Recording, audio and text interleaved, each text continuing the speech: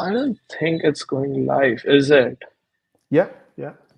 We are You're live. live? Yeah, I can see on Whoa, my phone. awesome. Yeah. Hey, I can see someone familiar. Captured heart.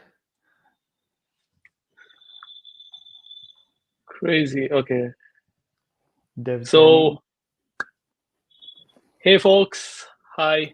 Welcome to Flutter Production Nagpur Virtuals Edition. I am Laksh, a dev designer, organizer of Flutter Nagpur, and a software engineer. Today, we have someone really special who has been one of the top contributors to the Flutter repository, building amazing features there, contributing to amazing things. Today, we are going to learn a lot from him. So, Taha, virtual platforms all yours, and most of them are really excited to hear you. Thanks for having me. Today, I would love to really talk about my workflow. I would love to share how I do what I do. So it is just I'm going to go light on the slides, but I want to show my workflow and give you guys some tips and ideas and maybe answer some questions that have been asked before, not from this chat, but previously, like people who have asked me a bunch of questions. I just thought this is a great opportunity to answer those questions because if someone has that question, other people might have the same question, when they're starting for the first time. So we should start presenting. So I can see all the comments. Hi, Mike. All right. So I guess I will start. So because we might go around like 45 to 1 hour. So let's see. So today I'm going to talk about Flutter as you have joined the stream. It's going to be a 20-minute or 15-minute slide, and rest of it will be my screen, and I will show you some of my process. So contributing to Flutter ecosystem. The reason why I am capable and I have the skills to talk about this subject is this is what I do for a living. I contribute on the framework side, not to the entire ecosystem, but I have an idea of the whole ecosystem where there's a framework, there's engine, website, and all of that. We will go in the details later. You can find my social media handle, Taha Tesser, on any of these: GitHub, Blue Sky, and LinkedIn, Twitter. If you just search this name, you will find me there, and you can follow me there and tag Mike and ask them questions and get this discussions on contribution and Flutter ecosystem. So, as I mentioned, I work on the framework side. So, what I do on the framework side of Flutter, because Flutter has many components. It has the main widgets, which is the framework side, and then it has a bunch of tools, like when you run Flutter command, like Flutter run, Flutter build. That's it. It's different set of tools and code beside the widgets. And then there's a engine side where the rendering and the native integration happens. And I focus on the framework widgets, and I fix bugs if there are widgets that are, especially in material, have some issues. I usually go and fix those bugs. Not everything. I will talk about that later. And sometimes I also get to do some cool stuff like update widget to a new design or add some new functionality, new features. And I also speak at events sometimes, and I do videos and articles just like now I'm doing with you guys. So why you want to do this? Uh, that's a very good question, and I haven't actually talked about this before. I always say, this is how you can start contributing, and people will say, I don't have time, or why should I do it? They don't know why this is something worth spending that valuable time. And I can give some personal experience of why I started doing it.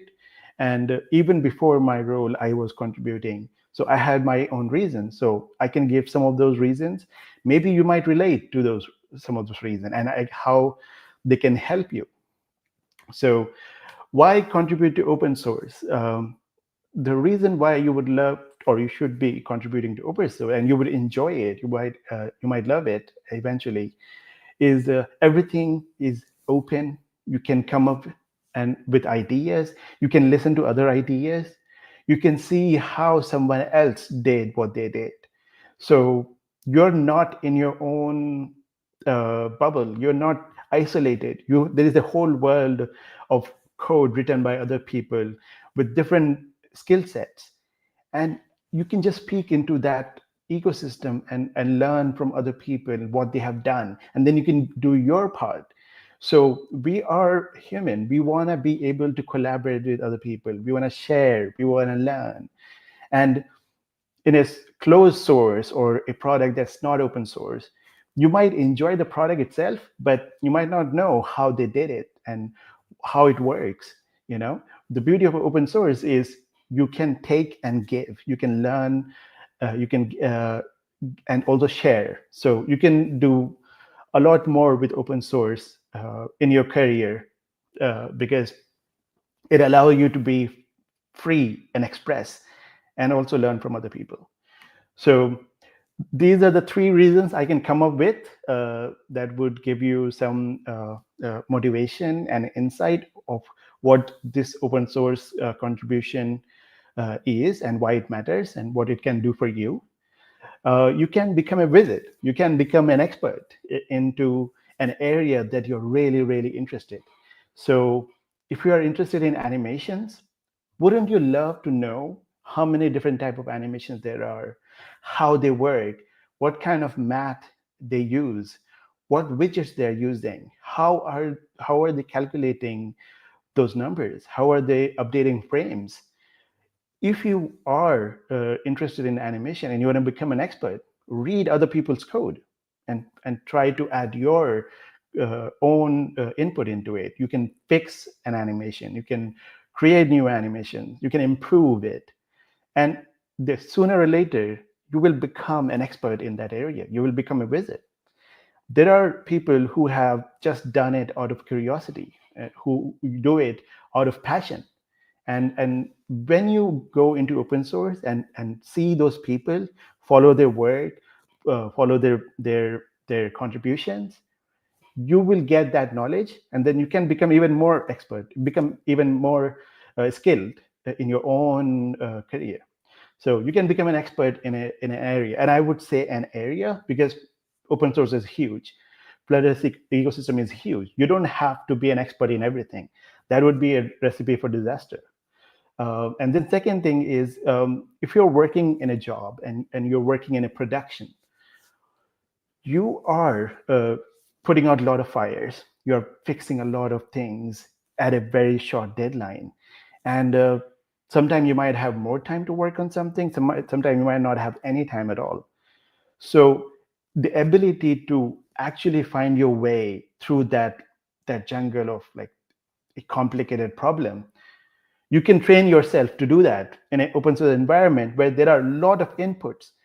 If you try to do it in your own source code or in a production app, you don't have a lot of room, a lot of input.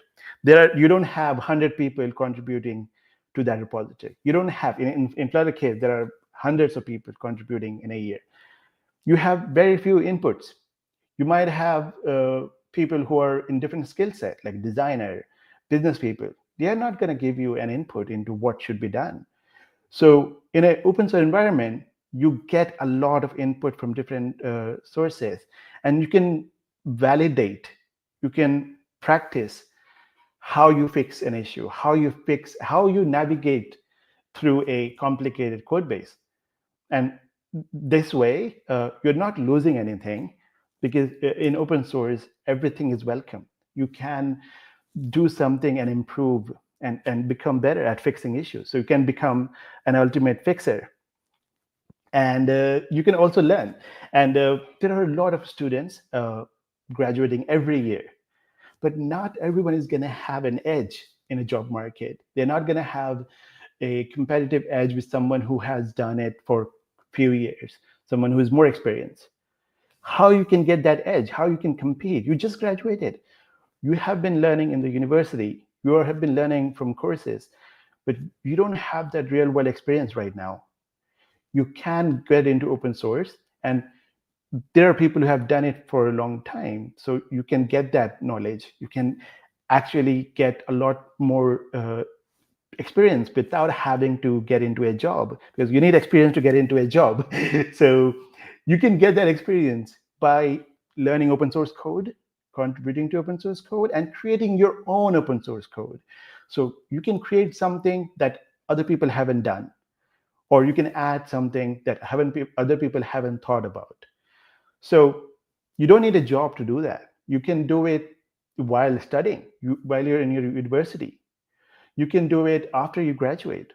So it gives you that competitive edge into a career where you can compete with people who have had more experience, but you don't have it yet, but you have done it in an open source project, for example. So Flutter is a great way to do that, because Flutter is open source, and then the packages are open source, the ecosystem, the website, sample, everything is, most of the stuff is open source. So anything you want to know, you want to understand, you can just look it up and find out how it works. So you don't need to be an expert. You can become an expert while learning and growing. So I hope these three reasons make sense. I try to make them as relatable as possible. I think these reasons are relatable to a lot of people, but you can have your own reason, you know. So and what matters is adding value to your skill set. All that matters. Nothing else matters, because we all want to be better at what we do, and we want to enjoy. And especially when you're really good at something, you start to enjoy it. So here some of the people I want to highlight who have done a lot of contribution in open source. But I picked these three people not because they have a lot of contributions or like a lot of commits, a lot of peers. No, like they have passion, they have experience, they have their own domain. And when I talked about motivation, you have to find your motivation, you have to find your area. So Mike is an expert in theming and color system. He can go on about that for a couple of hours. But the reason why I include him here, because he knows what he likes, he knows what he is really good at.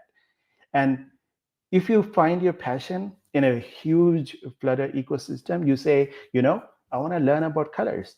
I want to fix problem in colors. I don't agree with how material design does it. I don't agree with how some other widgets do it. I want to improve it. I want to make it better. I want to make it better for readability, for accessibility. I can't read color. You can find your own passion, and you can get inspired by other people who do it. And there are other people who have done this. Here, Mike has this playground demo. So you can see, like, it is out of passion. It is out of curiosity. This doesn't exist in Flutter. So he created it. He said, I want to come up with this tool. I want to be able to have all these tweaks. I can have all the freedom I want with the theming. And there are other people who also say, Mike solved a problem, and I can use that to fix my problem. So you're adding value to the ecosystem, to the other users, and they can learn from your experience. And as a result, you also grow in your skill set. And this is one of my favorite packages, Soft Edge Blur.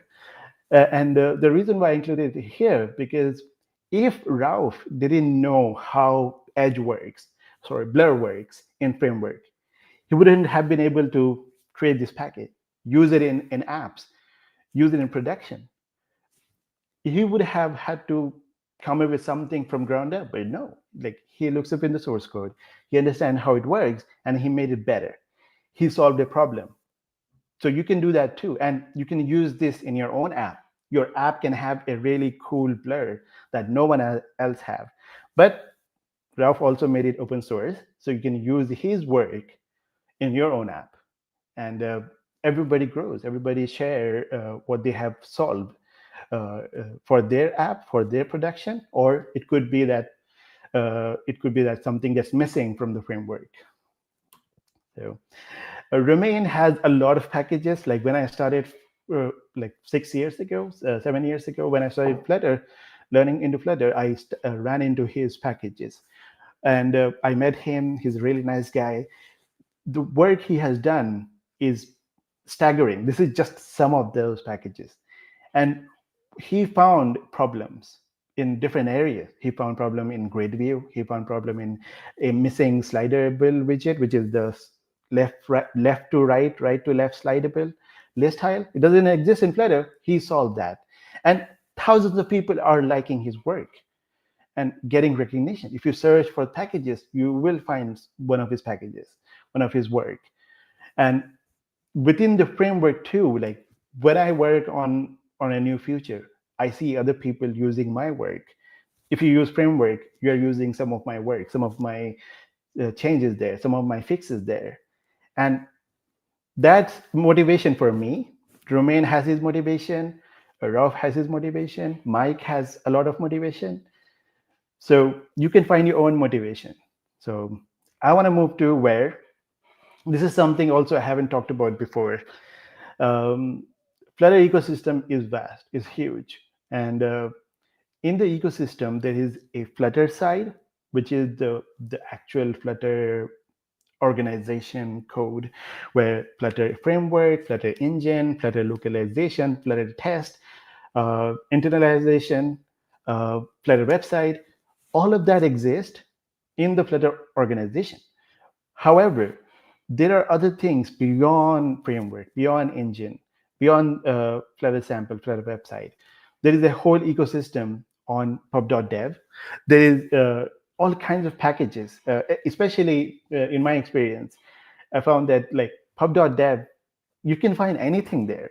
So people have come up with all kinds of ideas, and they try to solve it and add to the ecosystem. So if you want to have a rating bar with 5 stars, it doesn't exist in Flutter. If you search within the Flutter widget, oh, star-based rating system, you will use a package for that. If you try to use something really fancy like blur, like a really fancy blur, you use the soft edge blur.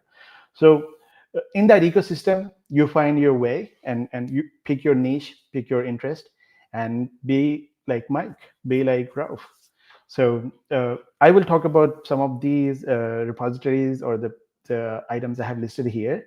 I just wanted to show there is a lot more out there. It's not just framework. And when you do it, you have to go through different stages. You have to do different roles. Like you have to investigate a lot of problems and try to navigate your way through there.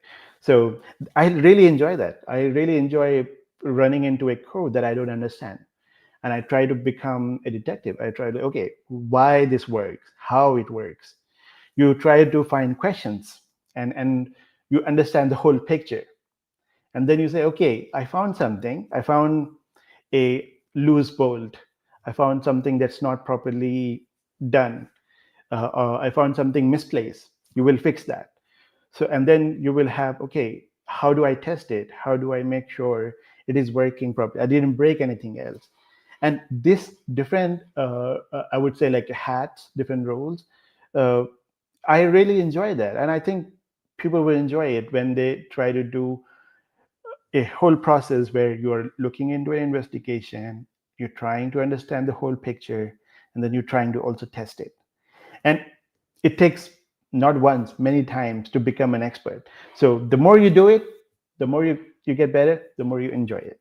So I think from this, we're going to go into screen sharing. I will talk about the repositories. So I will share my screen pretty quickly. Feel free to comment. I will read. You can also learn to know other great open source contributors and get new friends. Yes, I have made pretty much all of my friends from Flutter. So I agree. I agree. So let me share my entire screen. So I will open my Flutter tab. Okay, so we all know Flutter. I feel like I'm talking to myself because it's not very interactive like conference. So we all know Flutter, and a typical user would go to Flutter website and they will try to, download Flutter, and they will try to set up for different platforms. And if you're an expert, you're already a developer, you already know all of this. But there is this button on the top right. You can see it says GitHub.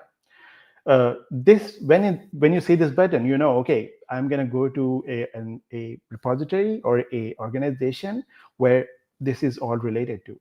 So you can find this GitHub button and tap on it, and you jump into a Flutter organization that's all on GitHub.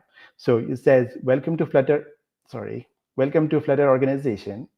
And this is the same, like this is part of the Flutter, but it's on GitHub. So everything is on GitHub. This whole website is on GitHub. So when you come here, you will see Flutter has different repositories for different areas. So it says dev tools. So when you debug a Flutter app, when you try to run benchmark, you try to run like how many frames it is rendering, that's all done in DevTools, and you need debugger and DevTool to inspect your app. And then there is engine. These are not laid out in order of importance, so you can just navigate through a bunch of repositories. So engine, which is actually merged with Flutter. So the main Flutter repository is this one. So here it says Flutter. So when you use Flutter, you are actually using this repository, not the other ones. The main Flutter, which is Flutter organization and Flutter repository. And in this repository, when you download Flutter, actually, let's go and download a Flutter, or I will show you how to download Flutter. When you click this button, let's say I want to install for Apple Silicon, I want to install Stable. When you click this button, you are basically downloading this repository. Basically, because you will have the same folder structure, everything mentioned here will be in your download here.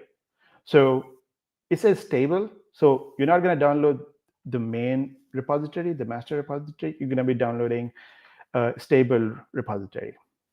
This is probably very basic for a lot of you guys, but I just want to show you guys like how you navigate through the different repositories.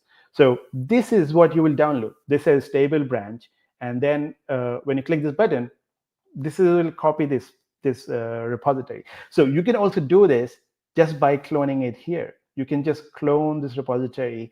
It would have pretty much the same effect. But you should clone and then check the stable branch. But it will be the similar experience. Anyways, and then when you go and read documentation, let's just say I open api.flutter.dev. I look at the source. I look at this. There is no GitHub button here, right? But it is obviously part of framework. It is part of the Flutter open source, but there is no GitHub button here, so you wouldn't know. But this entire page is generated from Flutter source. How you can find out, how you can see that? You can search for some widget. Let's just say I search for, this is just a test you can do. I search for list tile. This is a list tile, and it says class. It doesn't say widget. It doesn't say list tile widget from material or anything like that. It says class, and it has some text. It has a constructor on the right, and it has properties in it. So it is already looking like source code, because it says class, and there are constructor, there is repository, and if you scroll down all the way to the bottom, you will see these properties listed, like all the bottom, the right property listed in the bottom side, and you can read the descriptions and everything. So when I started learning Flutter, my curiosity was like how this code is actually generating. I want to understand where this line is coming from, where it is. So I would just copy this line, and I would go into the framework repository, and I will click the repository, and then I will paste this line. And you will find this line somewhere in this repository, right? So when you copy paste this line, you will say, okay, I want to confirm this line exists in this repository. It's actually probably too long. Let me search for it again. It is somewhere here. I can see there is a list style here. So there are some results refining. Years ago, when I searched, like I used to get the exact line. So here I can see at least there is a list style class, and this is a list style class. So I can go to that class and I can find that again. And I can see that line somewhere here. This is all live. So once again, let me copy it properly. I don't find it. It is somewhere here. So when I search for this class, I look at the properties. I'm trying to find where this source code is. And a lot of people ask me, uh, so how would I know where to edit this source? How do I know where it exists? So you can find something when you're looking for this line or a string or something. So I can actually look for a list style class. So when I can copy the list style class name and I can search for it. So this is enum, and then I can go down. I can find the class itself. It should exist somewhere here. So go down, go down. Yes. So here you can see it is a class. So I will make it even bigger so you guys can see. All right. So this is a list style class. I found the class. This is the class. There is some text here. So I can match that text. And if I say, okay, there is a typo, imagine there is a typo here. There is a typo somewhere here. So I could find the source of this class. So this is a long way to like finding that source. We can also find it from the editor, but I just want to show like how you navigate code when you're just starting. You don't have Flutter or anything. So this is a list style class, and I will scroll up and I will try to find what I was trying to find earlier. It should be somewhere up because this is the first line we are writing. We are reading there. So scroll up, scroll up. It has a bunch of tags and bunch of lines. But yeah, here you can see a single fixed height row typically contains some text. A single fixed height row typically contains some text. I know where it exists. And I can modify this line if I want to modify it, fix something there. But in order to do that, I would have to fork this repository because I can't just edit someone else's repository. So you would click fork, click this button, and then you would add owner, your own account, and then you can create fork. I already have a fork, so I'm not going to do that. But you would fork that repository, and you will make those changes. I know the source of that line I want to edit. So this is something like when I started learning, like I found it really curious, like where something exists, you know. And locally, now we can come back to local environment. So when I run Flutter, when you a typical developer write Flutter, let's actually go to Chrome. All right. So I wrote this. I drew this line. So a typical developer would be using a stable release, right? Like just I showed on the Flutter website, you download Flutter stable, you will be here. So let's say you are using Flutter for production. What you would do, you would use Flutter stable at that moment. But when you are using stable, you're not using the latest up-to-date Flutter source code. There are other changes, there are other branches that are in on the way. So first, there will be beta, and there will be master, or yeah, master, main, and master. So these are the three levels. You are here. Oops. Yeah, you are here. You're using this version. It makes sense because you're working on apps. You don't want to use beta. You don't want to use master. But imagine you are also working for your client. So I'm working for my client, and I have a production app. So I have a production app, and the client uses production app, right? But you will, if you want to fix something in your app, you would not gonna say, you know what, let me fix something directly here and commit it. You're not going to do that. You're going to have another branch. It will be a branch where you are actually fixing that issue. And you, instead of committing directly to production, you will commit to your dev branch. And then if it is tested and if it is properly verified, if you have internal testers, you have CTO, you have a CEO, they would test all of this, and then eventually this will become a part of production code. So the same thing applies here. So believe it or not, like some people ask me, like, can I contribute to a stable branch? You can't do that. You can't just say, you know what, my code is so good, it should be directly shipped to thousands of people. So you can't do that. So what you need to do is you need to make changes on the top of the Git tree, top of the repository, which is master. So I have the problem with that is like when I run Flutter Doctor, I have this alias. So when I run, you can see my terminal, right? Let me see my comments. I want to make sure you guys can see everything. Yeah.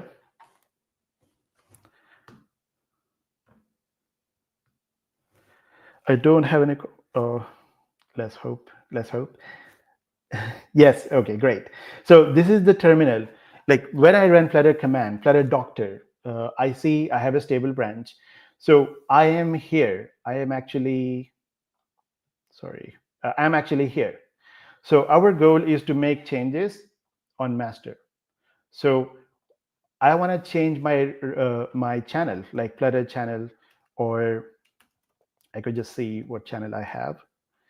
So I could see, yes, I am on stable channel. There are other channels as well. There is beta channel and there is master branch. And here it clearly says master for contributors, stable for new users and for production. This was not there when I tried it last time. So this is cool. So good. So when we contribute, we want to fork this repository and make changes to this branch, to the master branch. And then I will also talk about like some of the other repositories. I just don't want to talk about only Flutter this time. I want to talk about other repositories as well. So let's say you're using image picker. You're using this official or the first party image picker, let's just say. You use this package, right? You use this package, you see something wrong there, and you want to fix it. You want to say, okay, I can't pick images, or there's some bug there. You can navigate to the source by clicking this repository button. So you land here on this repository. Let me zoom out a little bit. So on this repository package, not the whole repository, because the image picker is not part of a single repository, it's a mono repository. So here you can see it says packages, packages, image picker, which is just to say that the packages repository has a packages folder, and there is the image picker folder which has image picker package itself. So you can go to the root repository, and here you can do the same thing. There is a main repository, and you can make changes, you can fork this repository, and then create a PR. And that PR, when it's merged, it will merge into the main branch. So let's say here, it says the fork, and then the main branch. This is how you locate the source. But let's say I am using Flutter, and I run into a problem in the code. So let's do that. So let's say I'm creating a new project. Sorry, a demo. So let's see. So I create a project and I run into a problem. Let's pretend there is a problem. I don't think there will be. So I open this project and I work on some widget. I get an error. You could find that widget by clicking the source of that widget. So let's say I'm using floating action button. You could hold command or control on your keyboard and click on it, and you can navigate to the source. And you will say, I want to fix something here because I have a problem with it. So let's say I want to fix, let's fix something that will affect. So let's say we can fix background color. Maybe if the background color is wrong, we can do that. So we can search background color and we can say, I don't want to have default color. I want to have my own color. Or if the default color is wrong, just for the demo purposes. So I'm writing red here. So this is red. Okay, so I edited the source. You can see it has the orange color on it, which means edited. But on the bottom right, I hope you guys can read this. You can see you're modifying a file outside of your open folder. And it says don't warn me or more info. So I want to click more info. I want to see what it means. It says modifying file outside workspace. So you are actually modifying either accidentally or intentionally. In this case, I was doing it intentionally. And because I was thinking, I want to change default color because it is wrong or something, just as an example. So I can run my code now, and I would expect my problem to be fixed, right? It's not a problem, but let's say. So, oops, I'm running on my iPhone. Didn't mean to do that. So I'm editing the source code and I'm fixing that problem for myself. And then I can also say, you know what, I can also file a PR for this problem. So I am doing it. I just want to remind everyone, I'm doing it on Flutter stable branch. So you would not be modifying that, right? But let's say I am trying to fix something and I want to test it. So I can actually, let's hope it runs soon. So I can actually see that 3.27.1 is the branch, and I have a problem here. So I can go to API docs. I can read more about this widget, and I can see the properties it has. So let's say I want to fix background color. I should have picked something more buggy than something that's properly working. So I can see here it says background color property, and here it says that it defaults to color scheme secondary of the color scheme, theme data color scheme. So it uses secondary color. Imagine if it was using something not even correct, like some wrong color. I could verify this here because somebody documented that change. And I can say, okay, it should not be secondary, it should be surface, for example. So I can correctly say that this change exists on this version. You know why? Because this version, sorry, where is the tab? Yeah, this code, this whole documentation is from the stable branch. It is from the current stable branch. So anything that matches here, I can verify. How? Because there is a line at the bottom. You guys can read it. It says 3.271. Yeah, 3.271. So stable branch, and there is a commit, and then there is a date. So my changes and my environment, my stable branch is exactly what it is here. However, let's say I want to see the master branch and I see there is something new there or something different there. Let's find something that should be new there. What could be new? Uh, let's see. Because I want to show you guys like the difference between the different documentation. Okay, our app is running. So let's find something that doesn't exist on a stable. So I will quickly go and find something that was done just a week ago or a few days ago. Okay, yes, I found it. So here you can see it says 3 days ago. Icon button has this changes. The changes are on hover and on long press, callbacks are added to icon button. So I can see this was 3 days ago, right? So I can click on the source and I can try to find on hover. Yeah, it has this property on hover and on long press. So let's find this in our regular API docs. So icon button. This was 3 days ago. So it's not going to be on this docs. We know that, but let's try to find it here. Here you can see on the right, I don't see it. I don't see it. Do you see on hover somewhere? There is no on hover. So how do I know if something was already fixed? If something was already done before I wanted to do it? Let's just say I was working on production app. We can actually try it. Yeah, it actually broken. So anyways, so we can try this. We can try and add icon button with on hover. So I can't type on this keyboard for some reason.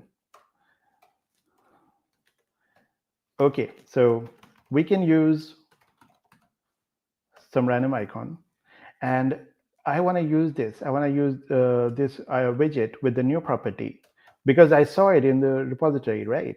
So I could say on hover, it doesn't exist. It doesn't exist in on the stable branch. I don't have it. How do I use this new change? Or if somebody hasn't fixed it, how do I fix it myself? So to do that, first you can also verify if something exists on the master branch. I could verify it by looking into the source code, but this is not always efficient. Like you will be spending a lot of time looking into each and every class and try to find whatever changes were made. You could switch to the main docs, the main branch docs. So how you can do that, I'll show you. So let's say I am here on the regular docs.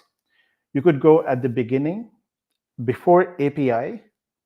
Here you can see before API, I will type main and dash. So what it will do is it will show the main branches docs. Nothing changes when I pressed on it, but the page has reloaded. So you can see it says a new version now. It doesn't say stable anymore. It says 3.2.28.0, and it says main. And now when I search, hopefully, because this was 3 days ago, so hopefully it is rolled into this page, icon button. Let me zoom out a little bit. On the right, I will try to find the new property. Hover color, it hasn't probably rolled. Yeah, I choose something very recent. Let's see. Because it takes a couple of days to roll into this new repository. Let's see. When I click on it, yeah, it's actually 3 months ago. Nobody has that. Like this is not roll yet. Okay, I was choosing something else. But you can see there are changes that are not on stable. So if there is a widget that has been like updated, you can find it. I should have find more recent than 3 days ago. Let's find something else. 2 weeks, 3 weeks, something. Um, doc import, no. Auto format, yeah. This was 18 hours ago. I'm looking at the timestamp on the right.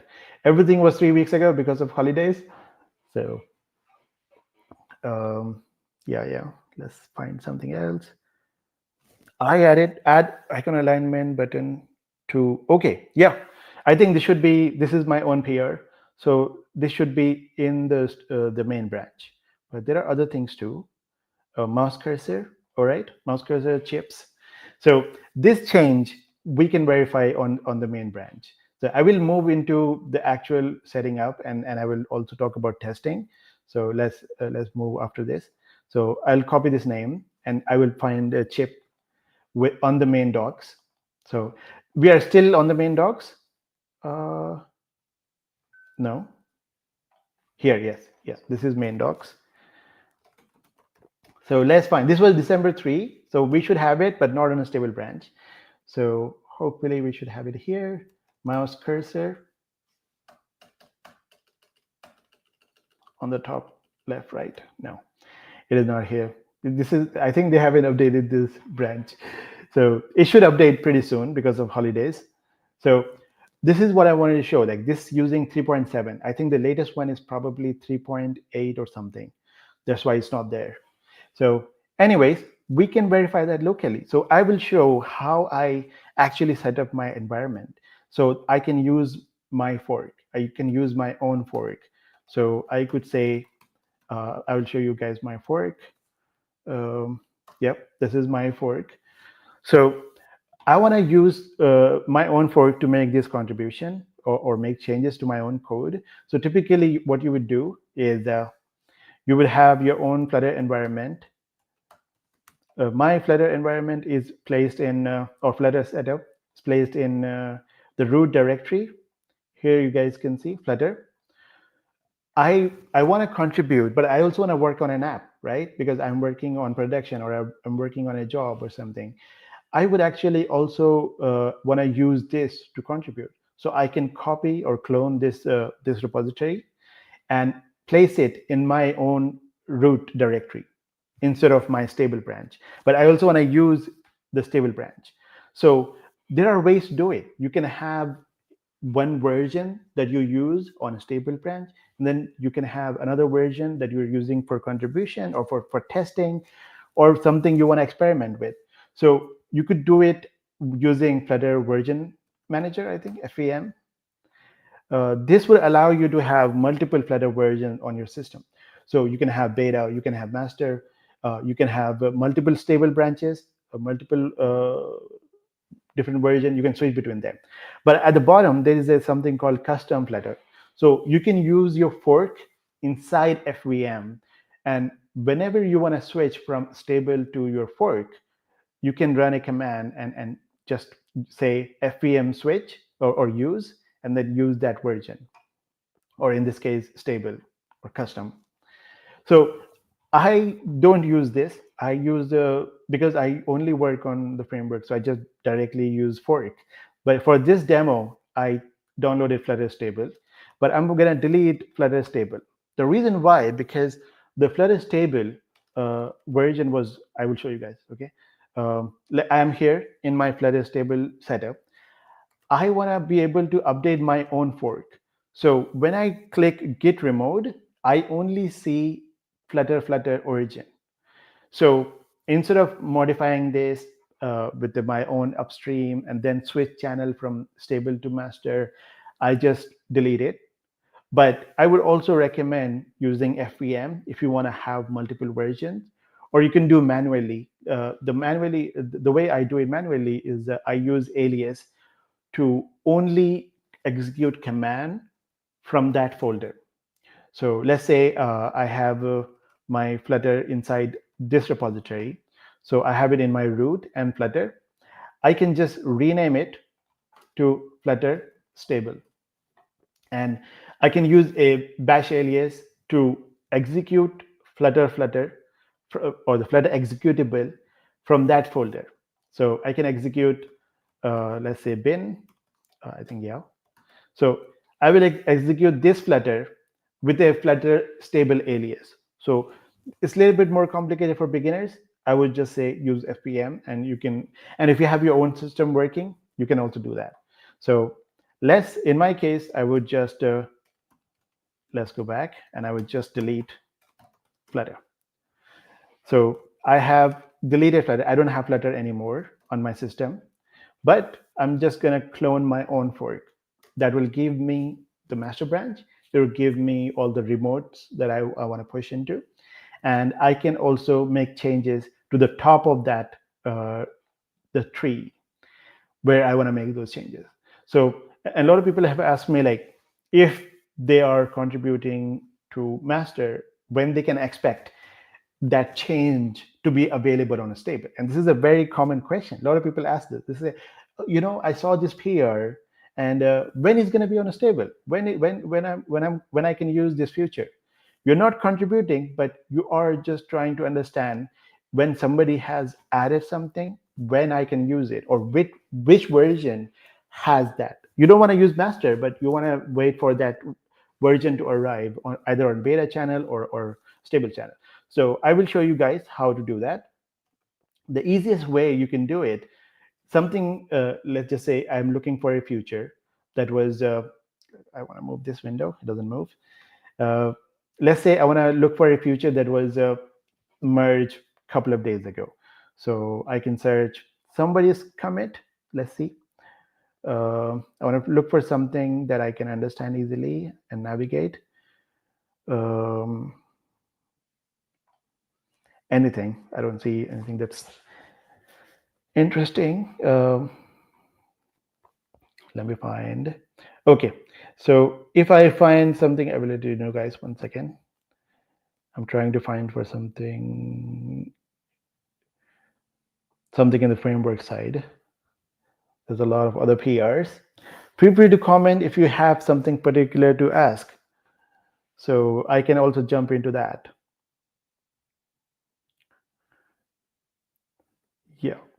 The repository, the mono repository is quite, I can actually search for labels. I can't click on it for some reason. Okay, forget it. Let's pick something random. Okay, so let's say I pick this random repository or random commit, and I say, okay, I wanna. This is a boring change. I don't care about AVD. Okay, one second. Let me pick something else. Let's pick something. Okay, update. Wow, I don't like any of this. Like, I want to find something cool. So you can actually be like interested in that. Oh, all right, yeah. So let's see. This one is cool. Template. So when you create a new Flutter app, it has use material 3 to true. So we can actually verify it.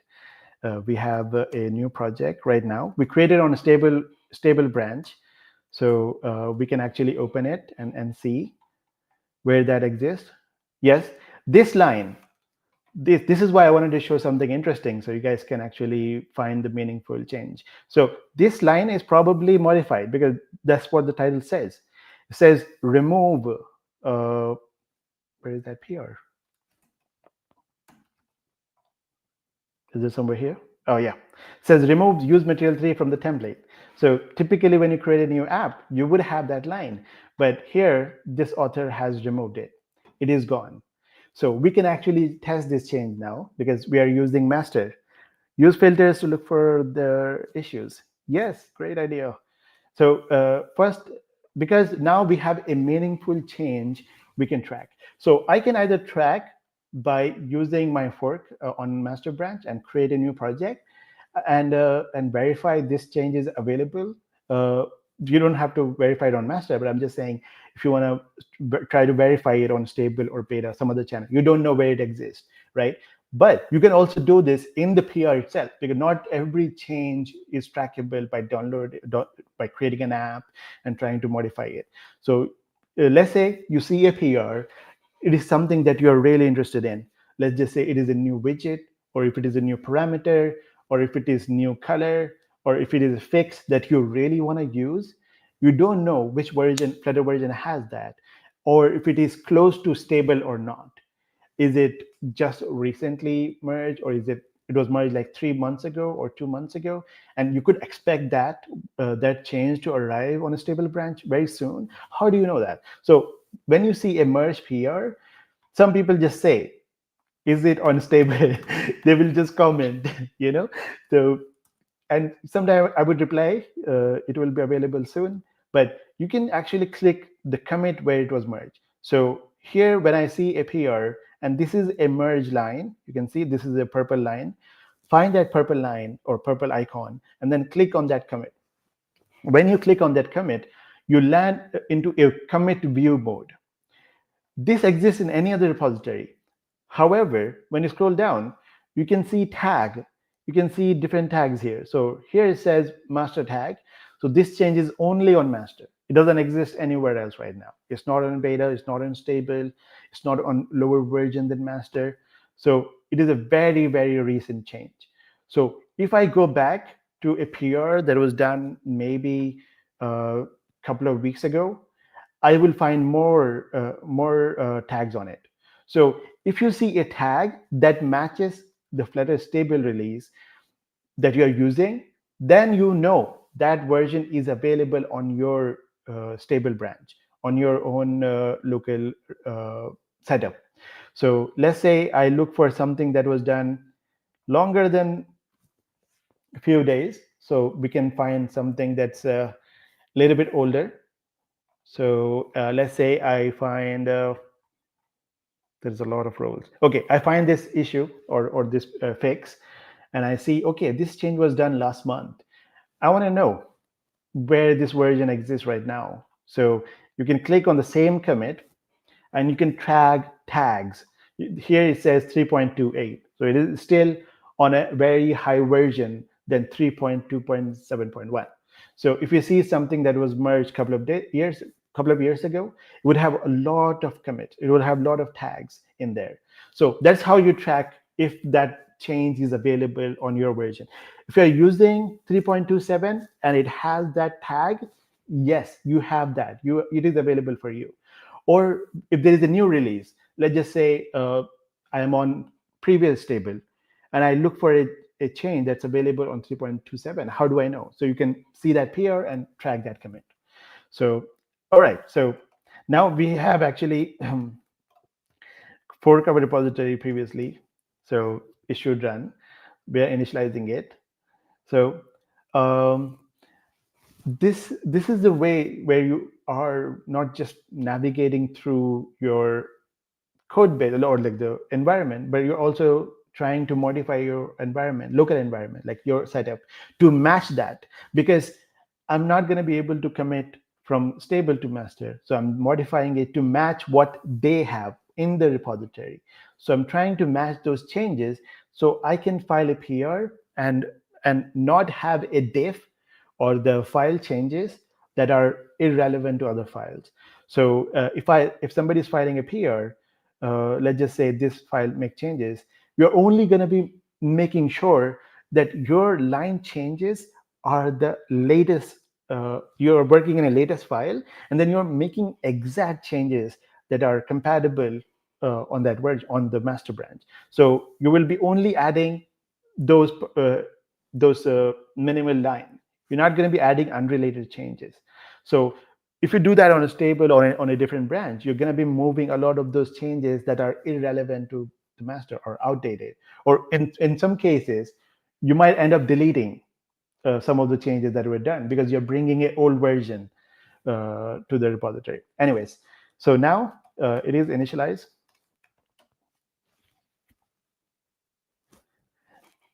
Yeah. So now we are on main because I deleted my stable branch and forked, cloned my fork. So now we are on 3.28.0. So we are on stable. So how we can verify, or sorry, how we can verify some of the new features? We want to use new features. You can just start using it. But I will show you guys how you can actually verify that you're working with the new version. So I want to actually, why there's an error here? Okay. All right. So when you're working with Flutter, you usually type this command, Flutter pub get, right? I'm not going to do it here. The reason why I will show you guys. Previously, we created this project with a stable, right? And I changed my fork, I changed my version. Even if I run this app, I'm not going to be using master because I'm using the wrong word. I didn't execute pubget or anything, right? So how do I verify it? You can open this, or you can verify which version you're using. So every Flutter project has this folder called .tool. It's hidden, so it's .tool. So you can open this folder, and there is a version file there, and it says 3.27.1. The reason why it says that because we created this project, and last time pubget was executed in this project was with 3.27.1. So my analyzer, any other changes I would be doing, they don't know that because I'm using a different version. But my current version is not 3.27 anymore. It's 3.28. So when you execute pubget, that file will update with the new version. So we can actually try it side by side so you guys can see. So here you can see on the right, it says 3.27. But the moment I type Flutter pubget, I have this alias, it will change. It should change. So you can see it says now 3.28. So now my project knows I'm working with a version that's not stable anymore. It's a different version. It's just initialize everything to understand that version. And now I can go to my same icon button because I'm on master. I can type on hover. Yes, I can get on hover. So this wasn't available on stable, even though we didn't verify it on the API docs. So now I have this latest changes. So if I make these changes, let's just say I go to icon button and I say, I want to make some source code changes. Sorry, let's go back. Yeah, I make some source code changes. I'm not making on a old version. I'm making changes on a new fork, the latest fork. So all of my changes will be compatible when I file a PR because I'm working with the top tree. So that's one thing. And then another I want to show you guys is you notice that I'm working with this is something I have started using recently. So this is a demo project, and I run this demo project. I can work with it. I can modify it, but I want to modify source code. So in order to modify source code, you would have to have it, a demo to test those changes. So I can run this project, but to actually modify, I can click the source. You can see I click the source, and I can go to that source and change something. So let's say I will change something random or add something. Let's see, icon button. Sorry, I need to find the selectable. Yeah, selectable. Icon button 3. Yeah, let's find selectable. Okay, so yeah, here you guys can see I have icon button is running fine. So I want to do some other change that is, let's say tooltip. Yeah, I think we can do tooltip. So I want to remove something just so I can show you guys how to work with source code itself. So here you can see it says tooltip. Oh, I'm moving too fast, I know. Tooltip. Yeah. Here you can say if the tooltip is not null, wrap that widget, wrap the inner widget with a tooltip widget. So when I use the app, I will get a tooltip if the tooltip is not null. So I haven't provided any tooltip here. So I can say tooltip, I can say test. If that this because it's no longer null anymore, right? So it should wrap the widget with my tooltip. It says test. So I have successfully tested this feature, but I want to add something. Let's just say I don't want to have this type of tooltip. I want to have a different type of tooltip, or we can try to get some other change. Let's see, style, color. Let's put some style. So let's say I want to modify how tooltip displays color, text color.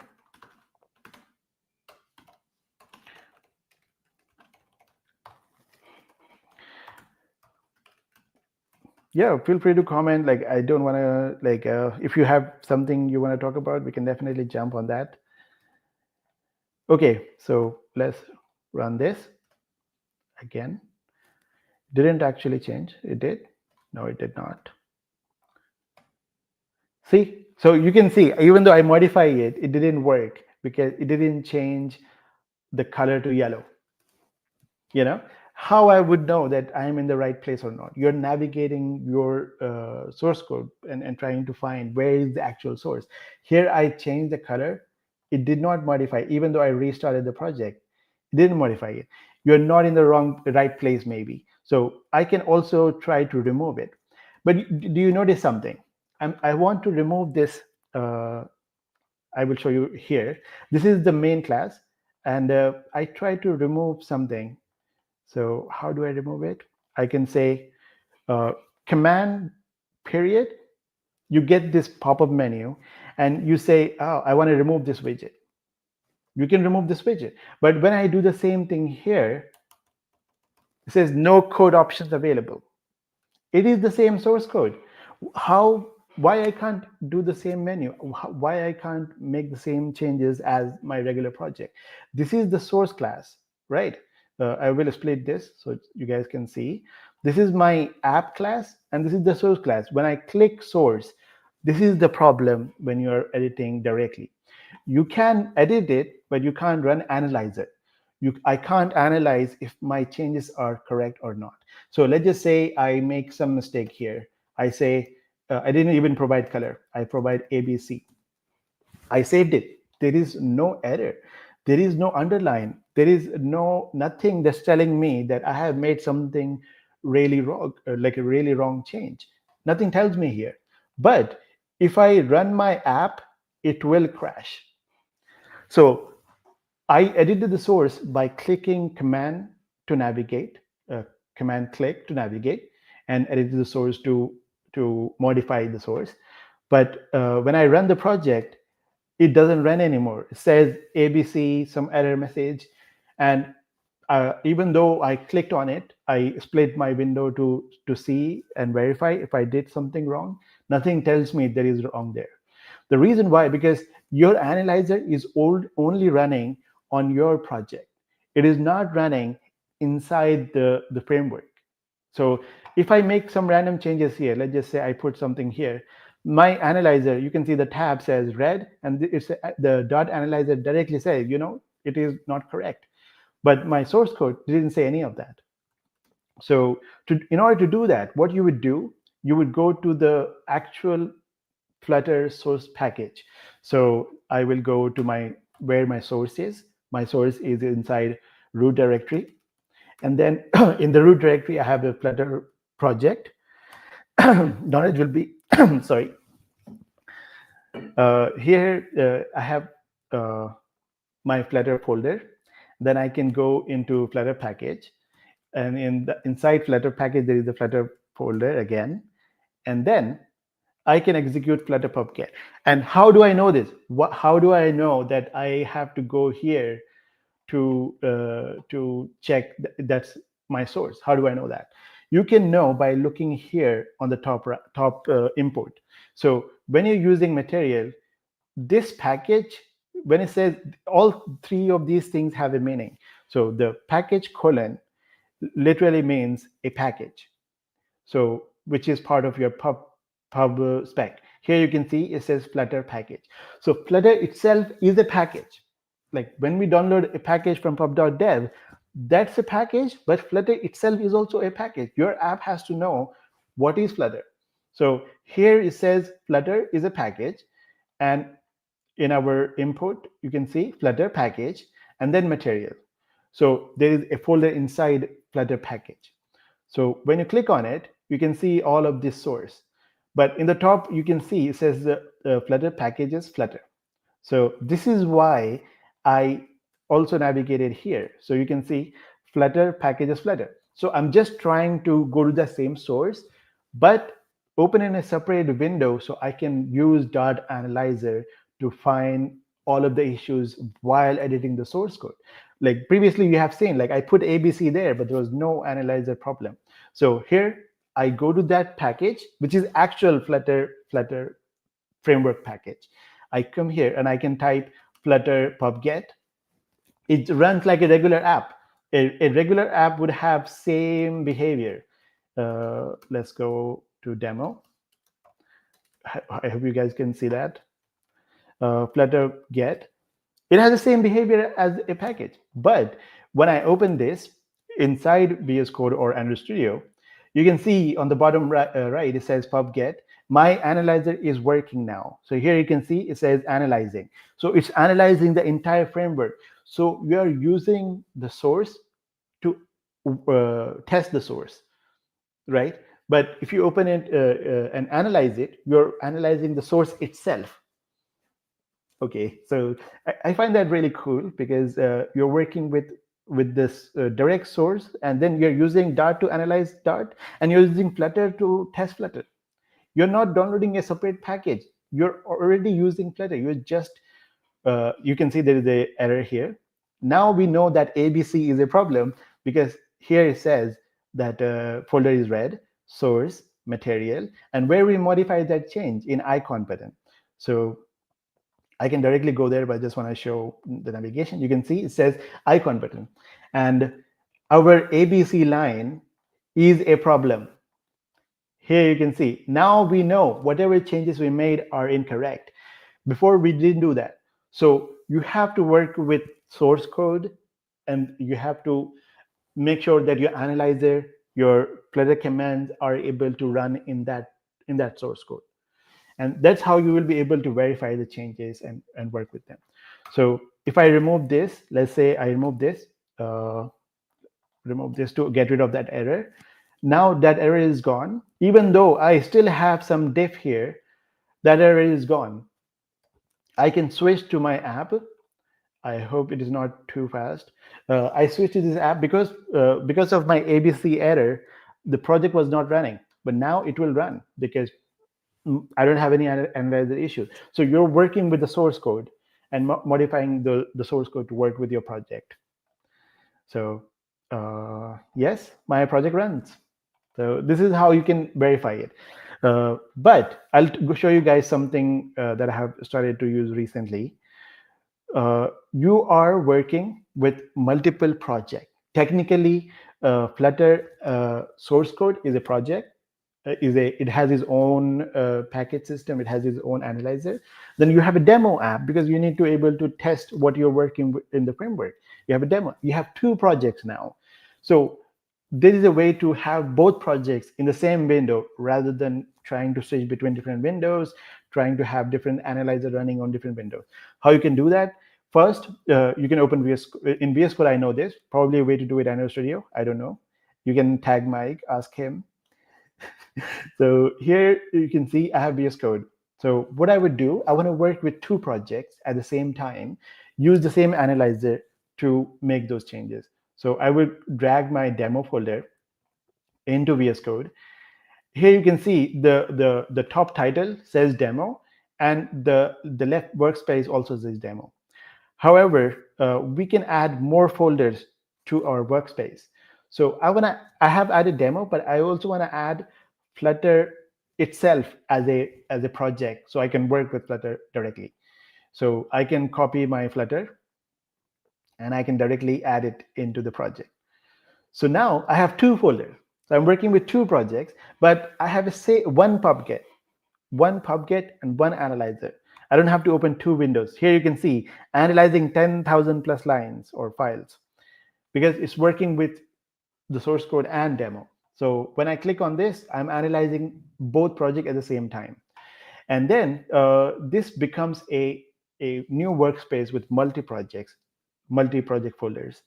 And I can save this as a workspace so I can work with it all the time. I don't have to drag two folders to my VS Code every single day. So I can save it here. I can say, oh, sorry. Am I saving it? Oh, yeah. Save workspace. I can call it Flutter Code Workspace. You can do that. I think I saved it in a different place. I shouldn't be saving there. Yeah. I saved it in the wrong place. Let me reset that. Yeah. Save as workspace, but not inside Flutter itself, in my codes folder. Yeah, codes. Yeah, so I'm saving it. I'm saving my workspace so I can work with two projects every time I contribute and make changes. So I can close my VS Code, and this becomes a code workspace where I can work with multiple projects with one click. I can open them together. I can analyze them together, and you can see I have added two folders here, so I should remove that. Okay, now it should work fine. Yeah, there are a lot of files to analyze. So it will take a lot of time to analyze in the beginning because there are 8,000, 10,000, something like that. So there are a lot of files. So here, the benefit of this co-working code workspace, please shut down for now. I can navigate through both projects. I can open my sample main class, and then I can also open icon button at the same time, and I can analyze both files at the same time. So this is a great way to work with multiple projects when you're contributing. So let's go back to slides. I want to go through 3 points, and then we can end this session. So where are my slides? Hopefully they're somewhere here. Okay, so I hope it was a long-winded one, but I hope you can understand that it is a process where you're finding your own way. So typically what you would do is when you are working on a problem, let's just say you found a problem that you want to work on, or you want to add a new feature. So I go to the repository. I will say, I want to work on new feature, something that's relevant to me. something I'm interested in adding. So I want to add a new feature in material design, for example. So I can filter issues like this. Like somebody commented that we can filter. So when you filter issues like this, you can actually find uh, the issues that you're interested in. So this way I use filter, but I can also use one of my favorite ways is I would go back. I can search the actual widget. So let's just say I search list tile. I can type list tile, but I want to find issues that have list tile as in the title. So I can type list tile and then type in title, in colon title. I use this almost every day. So this way, I'm not just looking into a bunch of labels and trying to find exactly what I'm looking for. This way, I can just directly search by title. So list tile and then in title. So now I will get all the issues that have list tile as a title in them. So I have this is one of the issues I fixed, and it has a list tile here. And let's say I want to fix this issue. What you would do, you would look at the source that we have talked about. You will find your way, what are the changes you want to make, and you will find a fix, and then you will try to write test. So I will quickly go through these four stages, I think. Let me check. Oh, yeah, four stages. Finding a bug, you can find easily. You can find by text, you can find by label, you can Google it, you can find something that you are looking for. Or if I'm working with a widget that I have a problem with, you already know what is the problem. So you can file your own issue and you can start working on it by yourself. And investigation. We have also done this a few minutes ago. We investigated a new parameter that didn't exist. We found that it was available on master. So we don't have to add that. So you can find an issue or think about a new feature and investigate it. If somebody has already done it, in the case for icon button, it was already done. You don't have to go further. You're done there. You don't have to go further and add it. It was already done by someone else. But if you say, okay, I found an issue and nobody has done it, but how do you make sure nobody has done it? If it is not merged, you can also search PRs. So if I search, okay, icon button on hover, there is no PR in open, but there is a close PR, and somebody did it. So you make sure that there is no one else has reported it. If you search for issues, you will find an issue. If somebody has submitted a PR, if no one has done it, you get into a stage where you are actually writing that code, writing that change. And you only make the changes that are required. And the last stage is very, very critical. Testing. Sometimes adding a change is very quick, but testing it becomes more hard. So I will show you guys one technique that I used when I was starting very quickly. So let's say I look up, let's go with the theme for icon button. So let's say I want to add test for icon button. So I am in this file. This is the actual icon button source class. I want to write test for this. So I will type the same name followed by test as a text. So icon button, I will type icon button. Sorry, icon button. There is a file name called test. So we know that this file is testing icon button because it has the same name, same naming scheme. I will go into that file.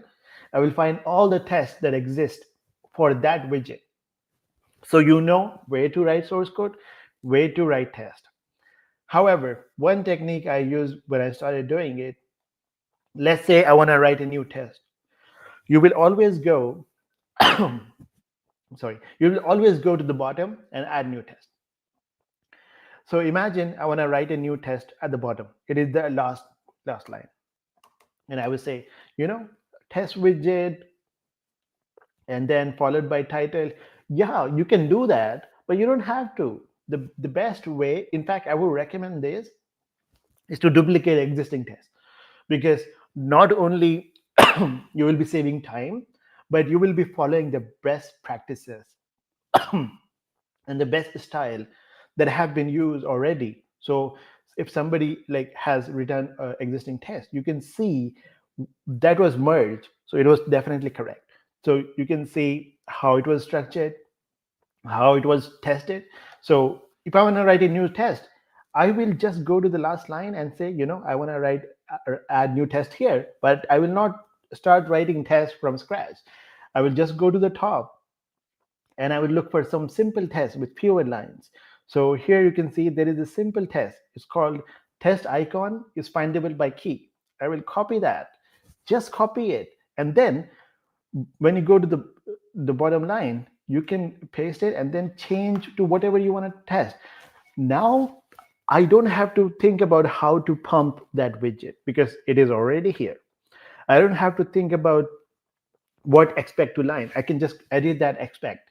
So here I can just say icon button background color.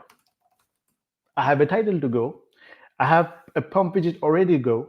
The pump widget already has everything that should be there typically. And I can say I want to test background. So I can follow up into the check and I can say I want to test background. So how do I test background? You find what is using, like where that background color is applied in icon button. So I can go to the source now because I have a test pretty much ready to go, but I need to verify that line. So I can say background color. So you type the exact name of that line, and then you can find what value it is using. So here you can say this widget is using this background color.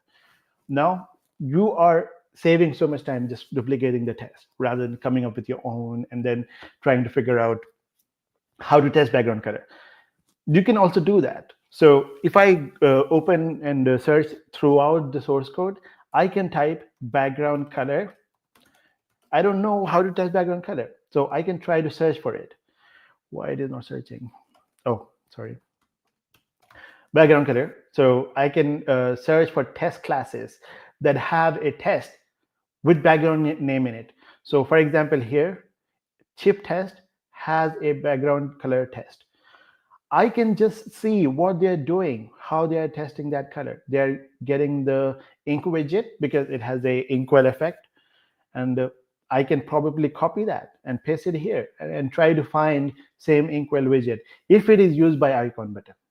But this is what I want to show, that you don't have to reinvent all of the tests by yourself. Fine, let's just say, uh, how do I test clip behavior, which is a common test. You can just type clip behavior and file a test that would have that test. So let's say no, not the clip itself, something else, some other widget using clip behavior. So here you can say this has a clip behavior test. How is testing that? It is using uh, testing. This is a difficult one actually. Not typically you will just find regular widget.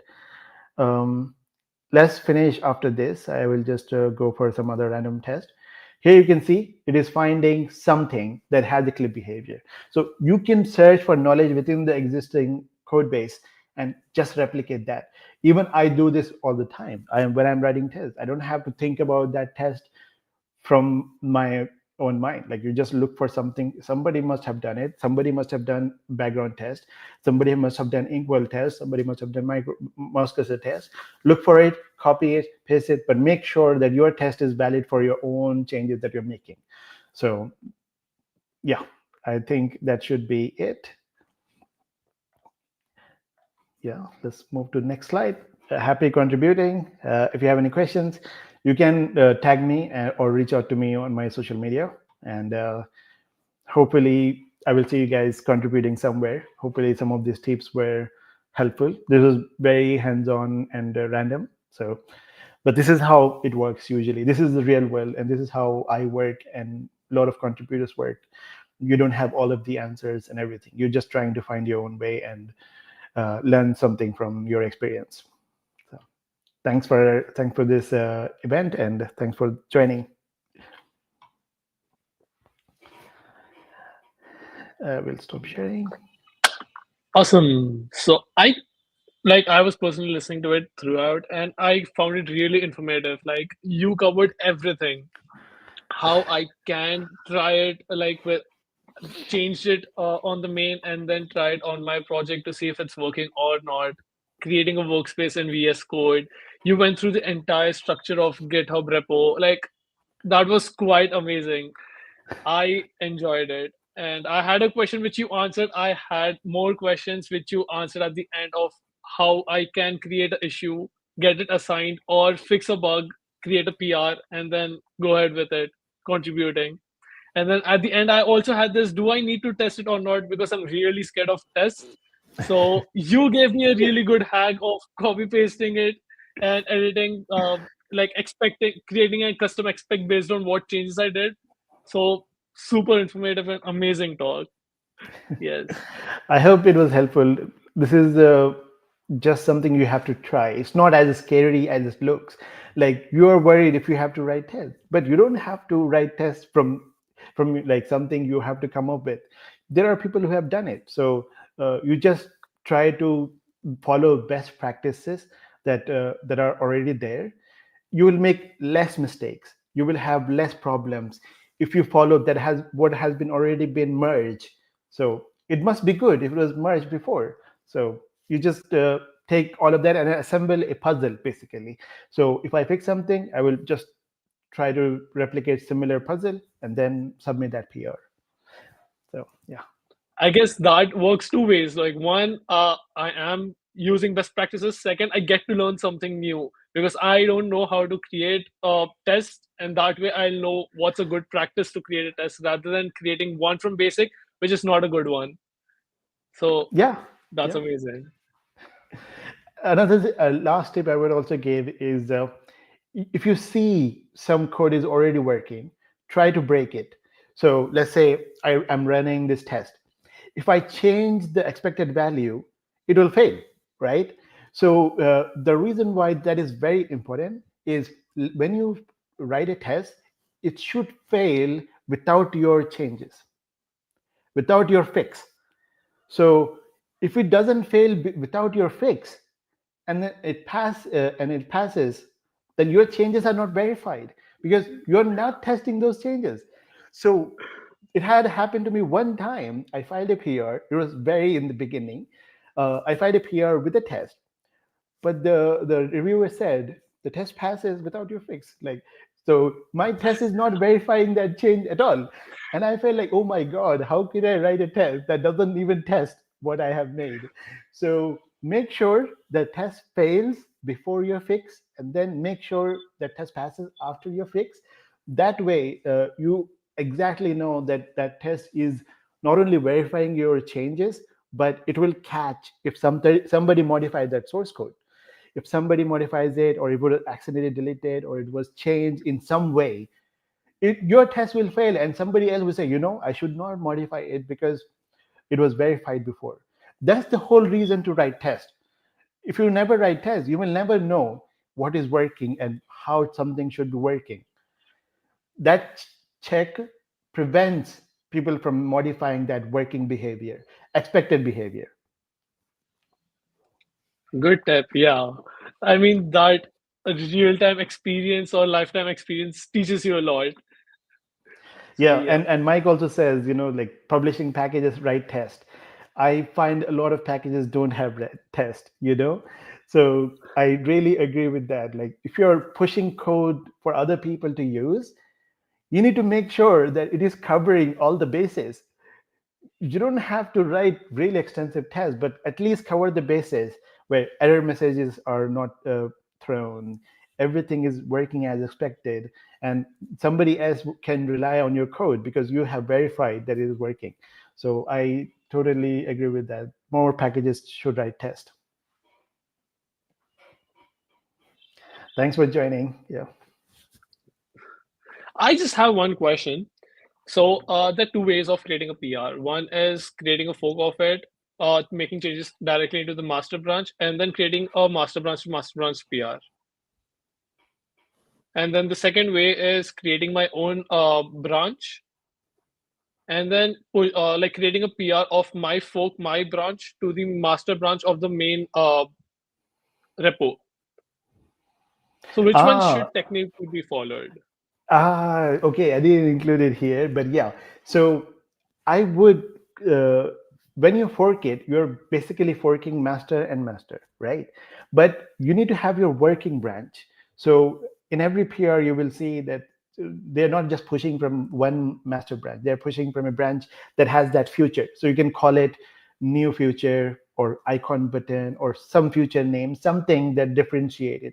The reason why you want to do that, because you still want to have a master branch that is sync with your fork master, because when you sync it, if you already have a PR, you're going to reset all of those changes. So you should always separate your changes into different branches, and you can also test them. You can like revert those changes. You will not be affecting the main branch, the main master branch. So this is what I do. I don't, like, if you go to my repository, my main master branch don't have any of those changes. Every feature has a separate branch, because you will be filing individual PRs from individual branches inside your fork, if that makes sense. Understood. Okay, yeah. So that the two master branch are in sync and they don't have any conflicts when you rebase it or anything. Yeah, because in your Okay. fork, you are using your origin branch to make a new branch, right? So when you create a new branch, you're creating your local branch with the latest changes. So your master should always be syncing, almost always be syncing with the upstream branch. So this is a very Git talk. Yeah. Thanks. So do we have any other questions, like folks listening to us?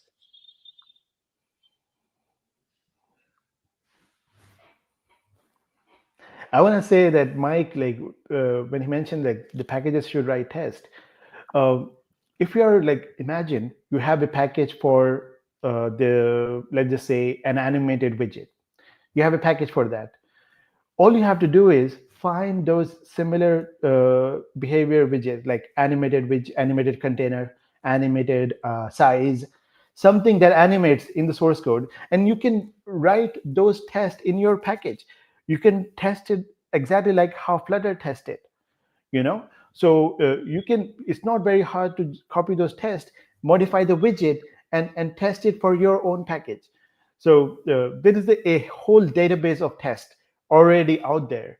You just look into it and copy that, and then modify the test cases for each of those tests. So if you're writing a package and that package has a similar widget in the framework, go and you will find a whole lot of tests that you can test for your own package. Good point that we can do. If anyone here is making any package, make a note of it. Yes. Wow. Yeah, yeah. I heard that like somebody told me, or somebody mentioned it in SwiftUI, like they don't write any tests because they don't have to worry about failing tests. So That's a good one. it's good. Okay. But thanks for Great. having me. Since we I hope don't, it was helpful. yeah, yeah, it was definitely, and I hope others who watch it later on, it'll be helpful for them as well. Yes. It's great. Yeah. Thank you. Thanks, Taha, for joining us on such an evening, weekend evening. So, yeah, thanks a lot. Thanks. Bye, everyone. Have a great weekend. Okay. Bye. Bye bye.